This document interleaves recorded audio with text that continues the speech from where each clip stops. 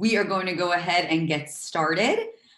My name is Elizabeth Aloni, and I'm with Schneps Media. Schneps Media is the largest local media company in New York City. We publish over 70 newspapers, magazines, websites, webinars, podcasts, and events throughout Queens, Brooklyn, Manhattan, the Bronx, Westchester, Long Island, and Philadelphia. And today we are really thrilled to have you join us and have these experts share you about a career in custodial maintenance. So many young people today are unsure about what their future holds, especially during these unprecedented times. And today we have experts with us to discuss a path to starting a career that has free training and career placement. How incredible at any time, but especially during these unique times. I'm thrilled to introduce our incredible panelists who will walk you through this opportunity. First, I want to welcome Cheryl Brewington, who is the Employment Skills Instructor at Train and Earn.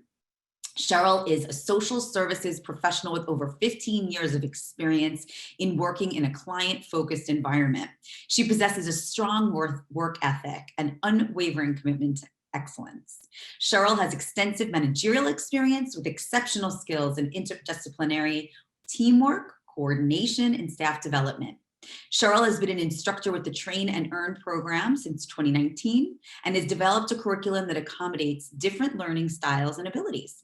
She's dedicated to the mission of AHRC and has shown unwavering devotion to the Train and Earn program as well. Welcome, Cheryl. Oh, you're just on mute. Good morning. Thank you. Yeah. Good morning. Good morning. Good morning. Next, I'm thrilled to introduce Cynthia Azuera.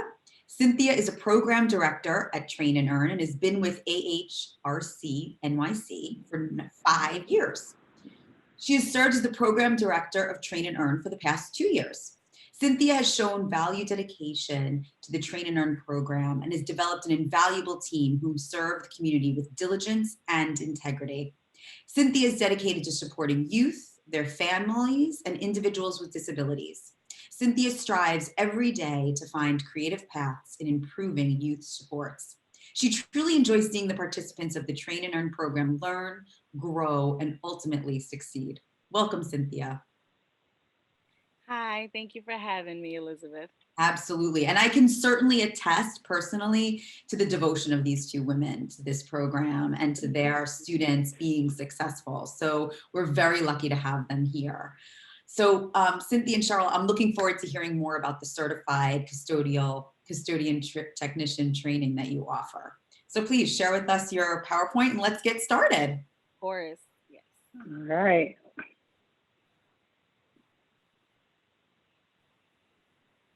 All right. So good morning, everyone. Thank you so much, Elizabeth, for having us and just for this awesome opportunity, and just everyone for coming.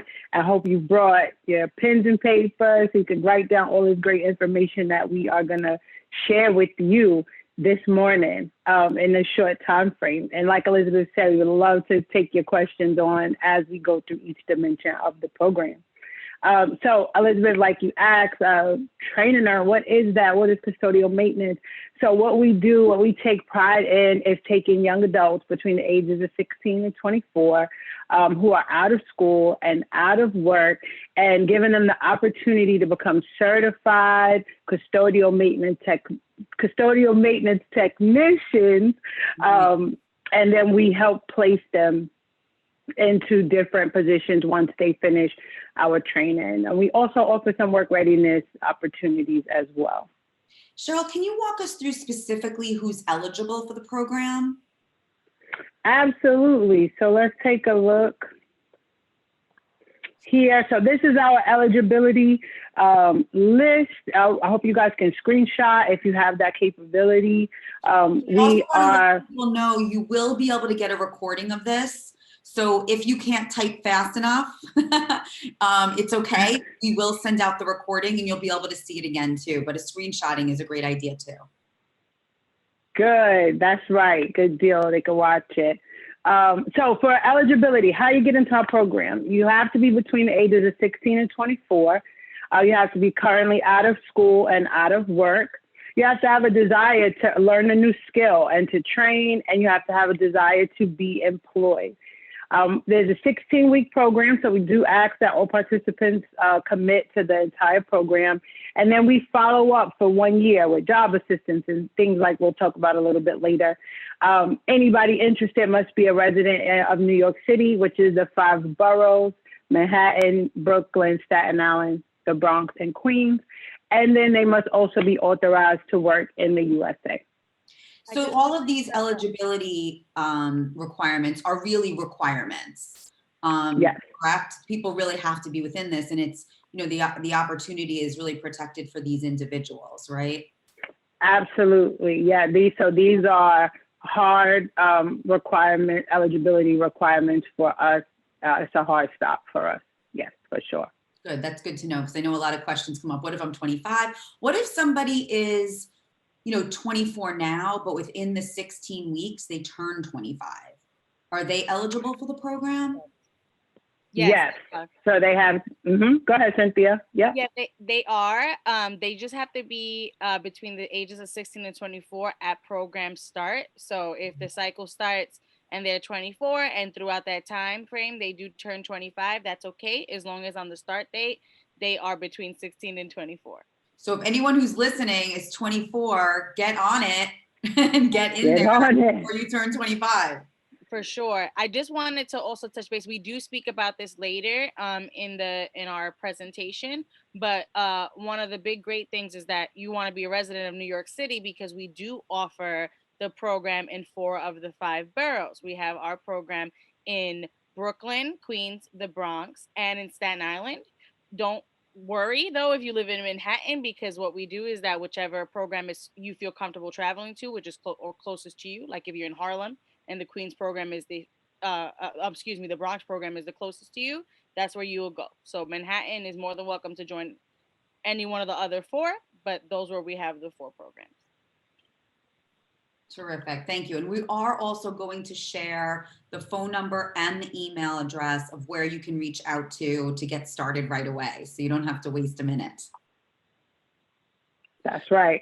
That's right. So now we understand the program eligibility. Why? Tell us a little about those who are considering a career. Why should people consider a custodian technician as a career?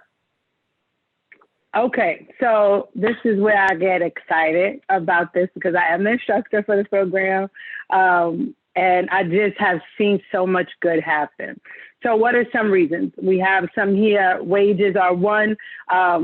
If you guys have not heard this term, I don't know what rock you live under, but custodial maintenance technicians are essential workers. Okay, the job is in high demand, and wages are increasing regularly based on how high the demand is for the field. Another reason that we don't have here on the slide, but I love to talk about, is the field is very friendly to those who may not have a high school diploma or who may be working on a high school diploma. The field is very open to hiring and still getting progressive promotions within the field, even without that high school diploma at the point of employment.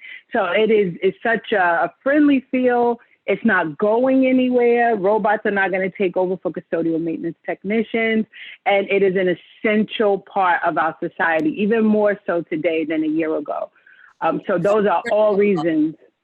That's so critical, sometimes young people, I don't care, not even young people, people of any age, don't think about when they're thinking about a career, but whether or not a career is in high demand and whether it will stay in high demand is such a critical thing to think about when you're making your choice. Absolutely. Absolutely. Because then that also speaks to how you're going to promote in that area, and who's able to come behind you or come over you. So the level of demand is a huge deal. And we talk about that in class, how to see what positions are in demand and all of those things. So it's a very well-rounded presentation in class as well. Terrific, terrific. So can you tell us what the custodian technicians do so we can get a feel for their day-to-day? Absolutely. So let's look at a few pointers we have here.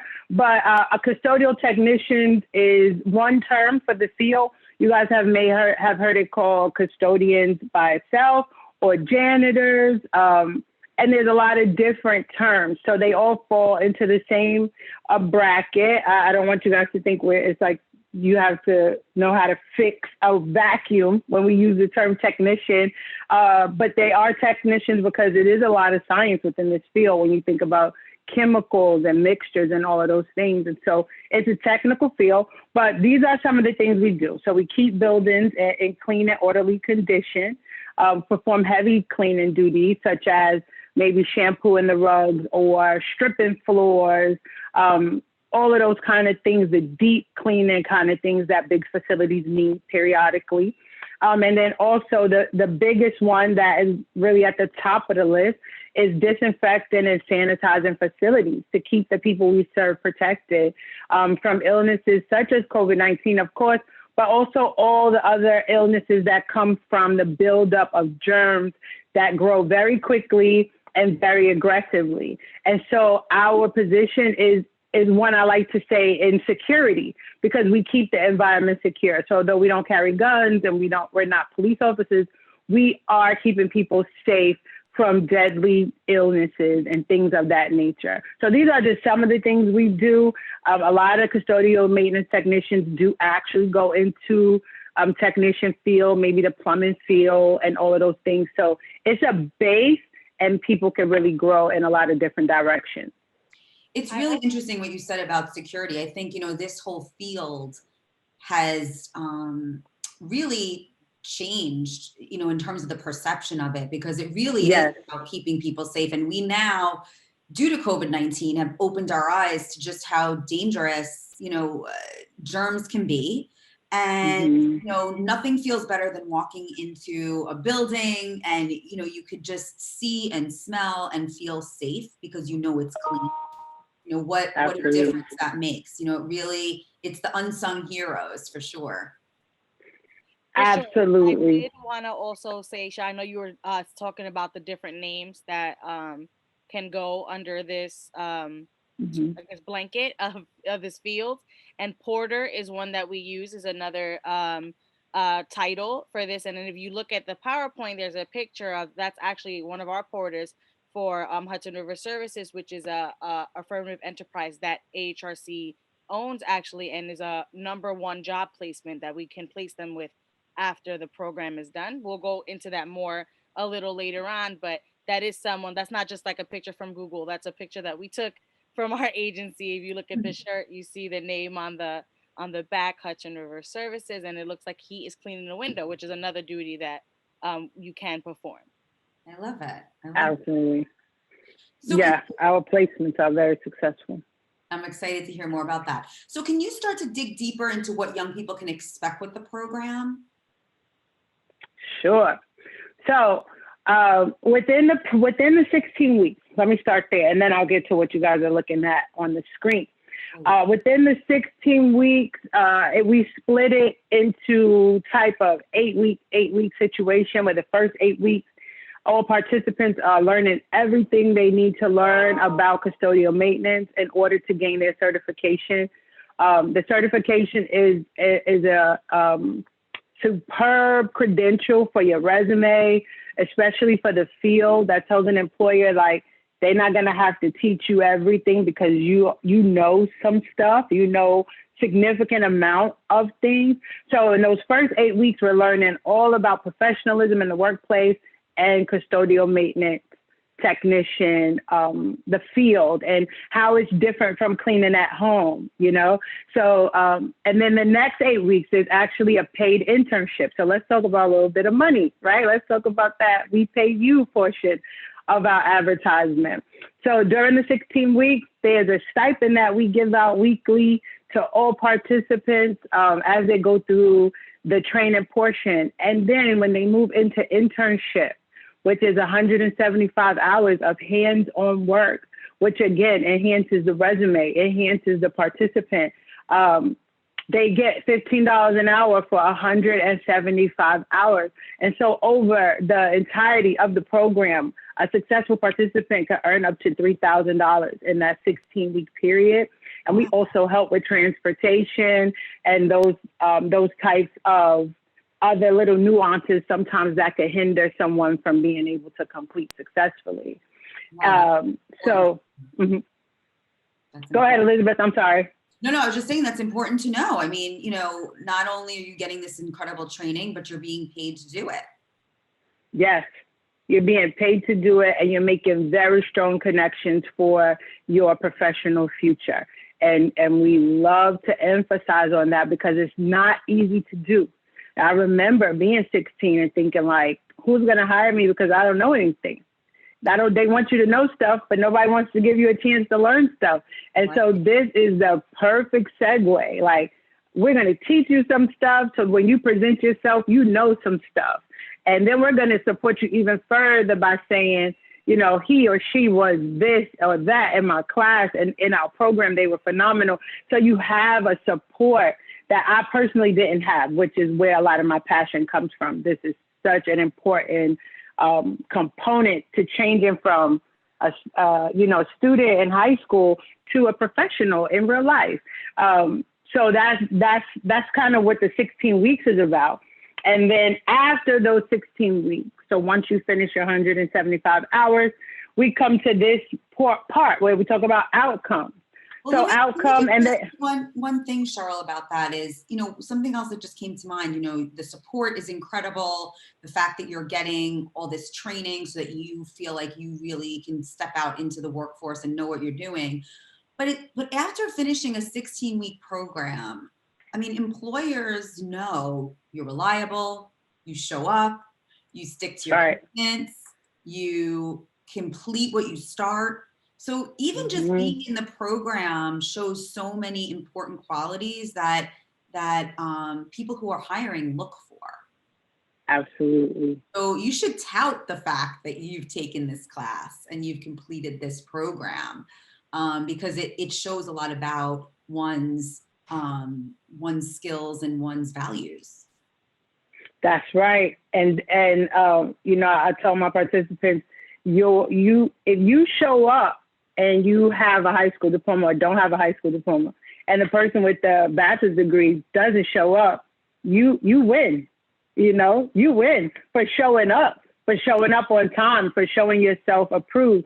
And so as much as I promote education, there are so many other components, like you were just saying. And so I completely agree. And, you know, everybody doesn't complete successfully. We want them to. But again, it speaks to the person, and it speaks to them saying, I said yes, and so I'm going to finish what I'm doing. And they should, you know, take that on and be proud of that. And we do. We have a graduation and we celebrate that with all our participants who complete. We absolutely do. That's great. Yeah. Yeah, you're right. And we show them how to represent it on their resume as well. So it's not like you're saying, hey, I did this. You're just showing that on your resume, and we make sure that they have a top-notch resume when they leave. Wonderful. That's not easy for young people. So I'm looking forward to hearing about the outcomes that participants can expect. Okay, so these are listed 1 through 4, but of course they're going to be to whatever the priority of the participant is. So these are just some of the ones we offer. So we offer job placement, and as Cynthia spoke about, we have a company called Hudson River Services, but we also do job placement all through the boroughs. Each borough places within their borough, right? So if you go to Queens, you're going to get placed somewhere there. It's not like, oh, we're going to send you to Staten Island to get placed. So we're very conscious of where our participants are. We do job placement. We have seen job placement start at obviously $15 because that's minimum wage. And we've seen them even go up to like almost $21 an hour for our participants. I get kind of jealous because I didn't make $21 when I was 20 years old. But I think I know, I'm like, man, you guys are rocking it out there. So we do see that. We do see that range, you know, of income, which really helps our participants get on their feet. Another outcome is college enrollment. For those who want to go to college, we assist them with that transition. Also, we assist with those who want to get their high school diploma if they don't have it coming into the program. The next one is apprenticeship. That's if they want to take it to a deeper level of custodial maintenance. We could connect them with somebody who is more mature in the field. and they can get that training from that person. Little bit different from an internship, but in the same realm. And then the U.S. military, if they're interested in enrolling, we definitely can assist them enrolling into the military for the purposes that they see fit. So these are all the areas we help with after the 16 weeks within the 1 year follow-up of the program. Great. That is terrific. So tell me some of the places that, you offer the programs. Okay, so let's talk about, let's talk about places. Yes, this is such an important slide. Some of the places where your graduates work. Yeah, so this slide is all about where we place them after completion of the program. So all the boroughs, we all place at areas such as this: hospitals, healthcare facilities, courthouses, sports arenas, universities and colleges, government buildings. Government buildings, think of also public buildings like the Ferry. Think about sports arenas like the Barclays Center. Think about, let me get my other list here. And so many different places, wherever. Yes, so many different places, even drugstores like Walgreens, CVS, all those types of things. I just didn't want to leave anything out. But it spans retail stores, TJ Maxx, Marsh. Everybody needs maintenance, right? Because people move around. We are made of dust. We create dust. And then somebody needs to clean that dust so that it doesn't turn into a mess. So really, our placements are so vast. They are really vast. That's great, because you can really find the right fit for each individual who's looking for something like that. Wonderful. And that's what we like to do. I'm glad you said that, Elizabeth. We like to find the proper schedule and the proper placement for people. We don't want to just say, okay, here, this is your job, and here, this is your job. And it's like, some people come to our program, they have children, and they might not have the support, and they need to work while their kids are in daycare. Some people come to our facility and they don't want to be out very late at night because they may have a disability and feel uncomfortable, or their parents may feel uncomfortable. So we want to make sure we have those schedules so that we take the time to figure out all of those little things and get them placed where they need to be. I mean, I think that just in itself is so valuable, the fact that people have a place to turn, and that it doesn't have to be, because it could feel overwhelming. I mean, here you are, a young person starting your career, and you could feel all alone. And to be able to have people to go to and brainstorm with, and who can listen to, your concerns and your unique, needs, and be able to guide you to find something that fits, what's best for you. That's, and people who have expertise, we can go to our friends or family, and that's beautiful. But it's nice to be able to talk to people and get the feedback from people who have the kind of experience that you and your team do. Yeah, I agree 100%. I just think that it's so important. What happens in the field, or with participants in particular, is they feel like, oh, do I have to do this for the next 10 years of my life? Do I have to be a janitor for the next 10 years? And I love when they say that, because I say, no, because you, as a janitor, you might meet somebody, right, as you're at work, that will lead you into maybe what you feel you were created for, or your passion. It's all about like networking. But if you wanted to, people retire very successfully from the janitorial field. There are government jobs, there are city jobs. If you think about NYSARC, NYSARC has custodial maintenance. They get really good pensions. And so you can retire from the field and do well, or this could be a stepping stone to the next thing. And so we get to enlighten them to all of that, because some people come from a family where their parents just did the same thing for 30 years. And they're like, and that's mortifying to them. So we really get to speak into that, all those different things, like you were saying. So you're right. I enjoy that. It's exciting. It's like, this is the first step to the adventure of your life. And whether that's staying in this field or being able to go down many different paths that you can't possibly imagine with the people that you meet and the experiences that you have. And so it's an incredible first step, getting you on the road of a career and a life. Yeah, for sure. Wonderful. For sure. So what locations do you offer these programs, and how can somebody apply for the program? Okay, great. So we offer them in these 4 boroughs that you see here: Staten Island, Brooklyn, the Bronx, and Queens. And like Cynthia mentioned earlier, where you live is where we will place you, opposed to Manhattan. Manhattan has a lot of options. And even Bay Ridge, Brooklyn has some options between Staten Island and Brooklyn. And then depending on where you live is where we place you, right? Where you would go. And it just makes sense for the internship portion, which is in person. We don't want you traveling across the 5 boroughs. And then placement as well. But these are all the places we offer. We encourage everybody to take down this number and give a call. We will call you back very quickly and answer any of your questions, any of your concerns, and get you where you need to be. Our goal, Cynthia, as the director, continuously just tells us we want to support them. We want them to be involved. We want everybody who wants to be a part to be a part. So there are some eligibility factors, but outside of those, we will work with you to the best of our ability to help you be successful and enroll. I think too, I need to mention at this point, we do have 4 cycles every year. So it's not a matter of you missed it for the year. We are constantly enrolling. And so maybe you're interested today and you're like, well, I can't start until the summertime. Call us today so that we can get you all worked out, so that when the cycle that fits your schedule comes up, you're already ready to go. So all of our programs do it 4 times a year, which is about every 3 months, something like that. We start a new cycle, and we are constantly enrolling. Fantastic. When is the next 16-week program begin? April 5th. Okay, great. So people really have a perfect amount of time to kind of get call right away and then kind of get into that mind space of getting started. That's terrific.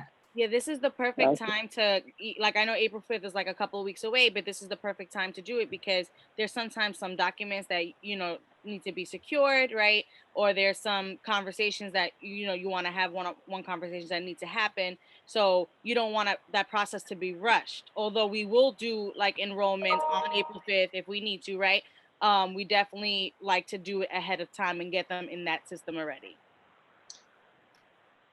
Terrific. So let me ask you this. If someone on the call now, they say, I want to do it. What are the next steps? Call, and then what happens? So what happens? Go ahead. You want to do it, Cheryl? Or you want me to do it? No. Okay. So what happens after that is, so like, even if you email this number, you call this number, we all, like all the teams, so in all the boroughs, we receive that. Like we receive those emails, we get a call to our message center. So this number that you're call is a message center that we have. And what happens is that the message center takes information. Are you 16 to 24? Are you out of school? Are you out of work? Right? And then that we get that information in an email. And so what happens is that if I get that and I see they're in Staten Island, my team will now reach out to that person because I oversee Staten Island. Same thing goes for the other boroughs. If we see someone's in Brooklyn, in the Bronx, in Queens, that team will reach out to them. Manhattan, like I said, we look at the address, we look at what we sometimes will reach out to the person and see what they prefer, right? And then we would go from there. Now, if someone, the first thing that I usually do, and I know the other managers have done this as well, if they email the email address, which is perfectly fine, the first question we're going to ask is, what borough do you reside in? So that team can then reach out to them. Got it. Terrific. That's really a great. We had someone actually, Adriana wanted to know, she had a one-on-one appointment scheduled, but missed it because of a snowstorm. Should she just call to reschedule? Yeah. Yes. If she has the contact information from that particular team. I don't know what borough she's speaking of, but I don't recognize the name, so I don't think it was Staten Island. But if it was another borough, Oh, she's in Queens. Queens. So then, yeah, if you have that, if you have the staff information, then you can reach out. Or now that I know you're in Queens, I will let the Queens team know to reach out to you, so that you can have that rescheduled. Yes, there was like a lot of snow that happened last month, and we understand. But you can definitely do the April 5th cycle that's coming up. Thank you for letting us know. Terrific, terrific. And I think there's someone else here, Christopher Garcia, who wants to be a part of the program. And I said, call again, reach out. Now's the day to reach out. Absolutely. And don't give up. I think, one of the things, that you learn about in the world of work, whatever it is persistence. That's right. Dreams come true. Don't let anything stand in the way of making your dreams come true. So another question that we have from Lisa is, how is Train and Earn conducted during, with some of the restrictions? I mean, hopefully in the next couple of months, a lot of those restrictions are going to be removed, but obviously custodial maintenance is a type of career where you can't do it remotely. That's right. So That's right. how is Train and Earn kind of managing those two things, the COVID restrictions, but of course the reality of what the career requires? Okay, so great question, Lisa.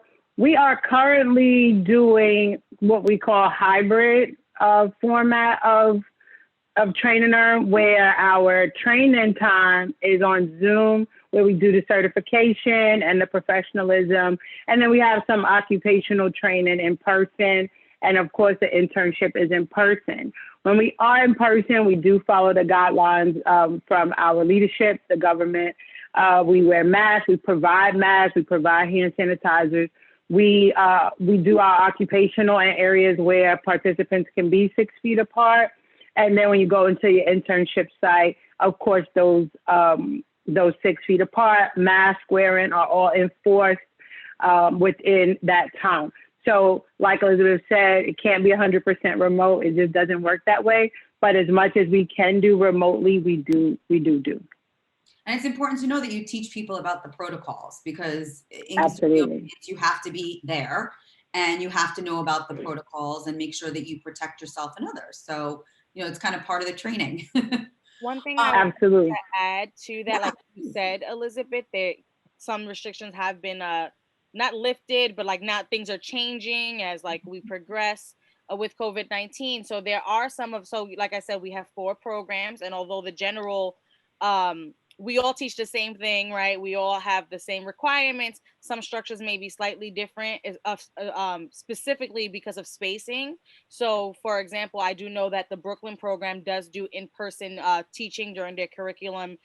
They do like a half day. Right now in Staten Island, we don't have the space in our office to have all of our participants there. So we do our instruction as of right now, primarily on Zoom, but that may change as time goes on, where we do more in-person teaching. So I don't want them to, the potential participants to say, oh, I thought it was only online. Each borough might do it differently depending on the space that our offices have. Okay, so it's a good question to ask, your particular office, so that you know what you can expect. Yes, yeah, for sure. Thank you. So Nasheed wanted to know, and this is a big yes, Nasheed, after we finish the program, will we be helped to find a job? Absolutely. That's one of our outcomes. Talk a little bit to that again, because it's so important. Yeah, so after the 16 weeks program, every participant who successfully completes those 16 weeks goes into 1 year of follow-up.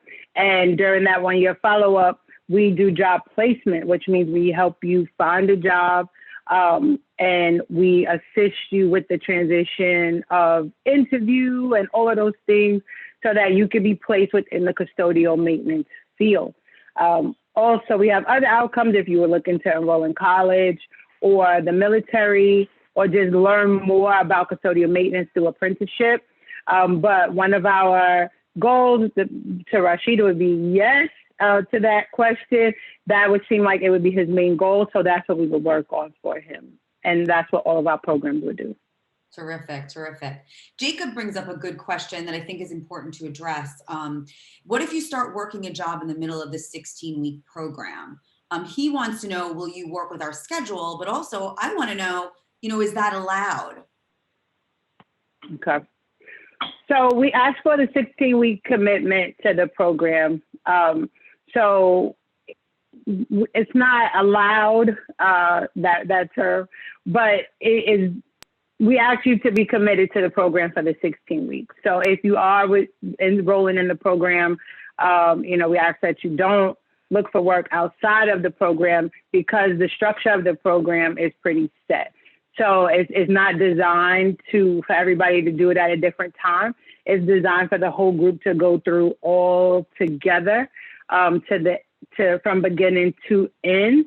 And then we work on placing people, which then at that point, all schedules and things are taken into consideration. So we ask for a 16-week commitment so that you can move through as a cohort, and we cannot accommodate other schedules like that. Okay. Yeah. And there is, sorry, Cynthia, go ahead. No, I just wanted to just reiterate that, like, it's what Cheryl's saying is we asked for that commitment for a reason. It might be pretty difficult, even if someone tried to like swing it without letting us know, because depending on, we do the hands-on training, as we mentioned, and sometimes that may not happen the same exact time as the instructional time will happen. We'll say, okay, today you're gonna do hands-on training, and that's gonna be evening, or that's gonna be a different time frame than you would normally have instruction. And then sometimes if you're placed at an internship site with a group of people, like five participants are on one site, then like they usually have the same shift, like, that they're doing it all together. So it's really hard to do both if you want to get the full the full quality of the program. So we really do want to keep it that you're committed to just this for 16 weeks. And you are being paid and you are doing an internship. You are working. Can you talk a little bit more about how like the stipend and the paid internship works? Yeah, sure. So the stipends are for the first 8 weeks when we're in class. Stipends are like an incentive. It's an assistant to help you financially to get through the program. So those are about $100 a week for each participant. They are not taxed. Stipends are not taxed because they are an incentive to you to help you progress through a training program. And then once you turn over to internship, it's $15 an hour for 175 hours. And that is taxed because that's income. So they do get you a little bit for that, but still you move into the professional world with that change of things.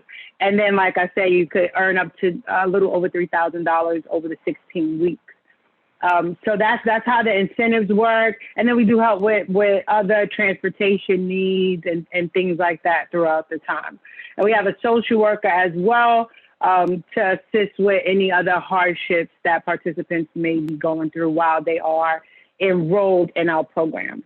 Wow, that's another wonderful means of support. Yeah, absolutely. Because sometimes we know, participants need additional assistance, and maybe we try to guide them in how to get that long-term assistance, whether that's with a lot of different areas. I did want to speak, though, back to that employment portion. So if after the 16 weeks, within the 1 year of follow-up, a participant finds a job or is offered a job, at that point, they are free to take that job once they finish the internship portion. So I don't want to create an atmosphere like we place you, you have to do, after the 16 weeks, if they find employment on their own, we actually offer incentives and all of those things, and we're still very involved. We'll support them with that. But that is after the 16 weeks of the program. So I just want to add that. Thank you. Thank you.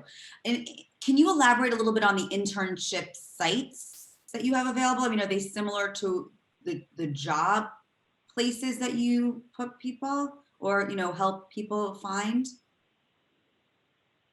Yeah, so sometimes our participants even get hired on at the internship site. We don't promise that. It's not every single time, but often enough to mention it. So sometimes it's a smooth transition. They stay on where we place them to intern. Sometimes they don't. We place them elsewhere within our Hudson River services. But places we do internship are retail stores, hospitals, healthcare facilities, same areas where we do placement, maybe not the same exact facility, but the same industry, namely TJ Maxx, Walgreens, definitely some Home Depots, all of those types of facilities, anywhere you could think of where people frequent, where people shop, where people travel, the Staten Island Ferry, for sure. We do placements there as well as internships there. So all of these different facilities. The list is so long, and I'm sorry if I'm not giving it to you the way you want it, but it's all of these different areas that we have so many options. Cynthia, maybe you could help me with names and things like that. I do have some, like she said, like in all of the boroughs, we do have like those retail stores, right? That we have those partnerships with, but there are some specific names and relationships that we've had throughout time. So for the Bronx, we do partner with it's a place called Bronx Works. And then ABM is actually in Manhattan, but multiple of our sites do internship there, right? In Queens, we have an internship site, New Life Church. I don't know if I'm going to say this correctly. Someone in Queens could correct me. Petrucelli is an internship site, different Walgreens locations. In Brooklyns, we have internships in Target, Cookies Department Store, Kids in Action, which is an amusement park. Food World, Mazda, and again, like Cheryl said, those Walgreens and Staples thrown in there. And Staten Island, our big one that we have the relationship with is the Staten Island University Hospital, right? So, and those are the ones that we like to use that we may place multiple people at. And but then, yeah, like she said, we have had a number of internships in many different places, including gyms and stuff like that. Terrific. So many opportunities. That's really wonderful. We have a couple more questions. Elizabeth wanted to know, there's another Elizabeth. Hi, Elizabeth. What are there other programs, or is this just custodial workers? So yeah, I'll take this one. We do have AHRC. The agency does have other programs that we do offer. Within Train and Earn, though, the one that we're discussing, we only do offer for AHRC the custodial maintenance technician. There are other Train and Earn programs throughout New York City. I think there's about 40 of us that offer different certifications. Some offer like Serve Safe, retail, like Microsoft Office. There's different ones. There's different Train and Earns and we actually are provided with the list of all the Train and Earns and what they can offer. So if say someone comes, I'm the connection they have, but they don't want to do this and they want to do like the retail certification, I could connect them with the other Train and Earn that I know has that, right? What do you recommend they do? Should they call that number or send that email, or what do you recommend? I think if they want to know about all the other training or like other like certifications besides custodial maintenance, they definitely can go on the DYCD website. Say that again. I'll put it in the chat. DYCD. DYCD. Yeah. Okay. D as in dog, Y like yo, C like Cynthia, and D again. Yeah, I think it's like DYCD Connect, DYCDconnect.org or gov. They can Google DYCD Connect. For sure. Put that in the chat. And so that they can look. As far as AHRC goes, we do have like a sister program called Advance and Earn, and that's a whole nother. That's a webinar all on its own. That's another webinar. Yeah, but we do have. If you want to know more about Advance and Earn, does offer the Microsoft Office specialists. They do offer, I think, Serve Safe, and then they do offer, if you do have high school diploma, a credential to become a direct support professional. And if you want more information about that, you can email the email you see on the screen, and we can forward your contact information to the Advance and Earn team. So I hope that answers your question, Elizabeth. Absolutely. And I'm putting the email and the phone number also in the chat. And you'll also get, everyone's going to get an email tomorrow. And in that email will be a link to where you can find the recording of this. So if you want to watch it again or you want to share it with anybody, you'll also receive that email and that phone number right in your email box. So you'll have that information at your fingertips. But take it down now because you should call them today if you're interested. In fact, Sean, I think, is very excited because he wants to know if he applies today, will he be guaranteed eligibility for April 5th if he meets all the requirements? So what I guess the question is, what, is there a limit to how many people can be in each class each time? Maybe you can. Yeah, so we do have some seats that need to be filled, or a certain amount of seats that can be filled.